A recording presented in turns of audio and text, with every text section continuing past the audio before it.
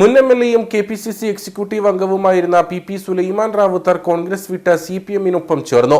രമേശ് ചെന്നിത്തല ചെയർമാനായുള്ള 25 അംഗ തെരഞ്ഞെടുപ്പ് പ്രചാരണ സമിതി അംഗത്വം രാജിവെച്ചാണ് റാവുത്തർ സിപിഎമ്മിലേക്ക് എത്തിയത്. സിപിഎം ഇടുക്കി ജില്ലാ സെക്രട്ടറി CV വർഗീസിനൊപ്പം സുലൈമാൻ റാവുത്തർ തൊടുപുഴയിലെത്തി വാർത്താസമ്മേളനം നടത്തിയാണ് കോൺഗ്രസ് വിട്ടതായി പ്രഖ്യാപിച്ചത്.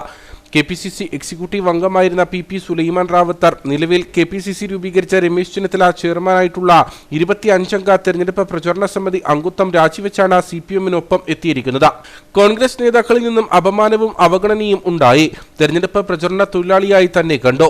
രമേശ് ചെന്നിത്തലയും കെ സുധാകരനും തന്നെ അപമാനിച്ചതായും സുലൈമാൻ റാവുത്തർ പറഞ്ഞു. ആ സവർണ ഫാസിസ്റ്റ് വർഗീയതയ്ക്കെതിരെ അതിശക്തമായ ഒരു പടയൊരുക്കമാണ് രാജ്യത്തൊട്ടാകെ ഉണ്ടായിക്കൊണ്ടിരിക്കുന്നത്. ഇവിടെ ഇന്ത്യ മുന്നണി വളരെ സുസജ്ജമായി അതിനുള്ള നീക്കങ്ങൾ നടത്തുന്നുണ്ട്. പക്ഷേ വളരെ കരുതലോടുകൂടി കേരളത്തിലെ വോട്ടർമാർ ഈ തെരഞ്ഞെടുപ്പിനെ കാണുന്നില്ലെങ്കിൽ വലിയ ദുഃഖത്തിലേക്ക് കാര്യങ്ങൾ പോകും എന്നുള്ള കാര്യത്തിൽ സംശയം. ദേശീയ തലത്തിൽ ഇവിടെ സവർണ ഫാസിസ്റ്റ് വർഗീയ ശക്തിയെ നേരിടാൻ ഇന്ത്യൻ പാർലമെന്റിനകത്തും പുറത്തും ഇടതുപക്ഷ പാർട്ടികളുടെ ഒരു ശക്തമായ നിര സൃഷ്ടിക്കപ്പെടുന്നില്ലെങ്കിൽ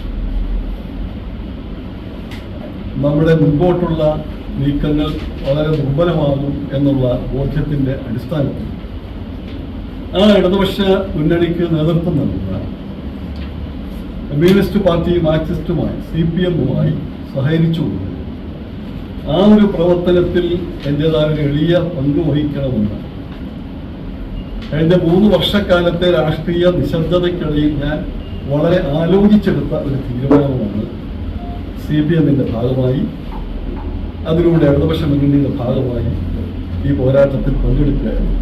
കോൺഗ്രസ് നേതൃത്വത്തിനെതിരെ വലിയ രീതിയിൽ അതൃപ്തി പ്രമുഖ നേതാക്കൾക്കുണ്ടെന്നും മുൻ എംഎൽഎ പറഞ്ഞു.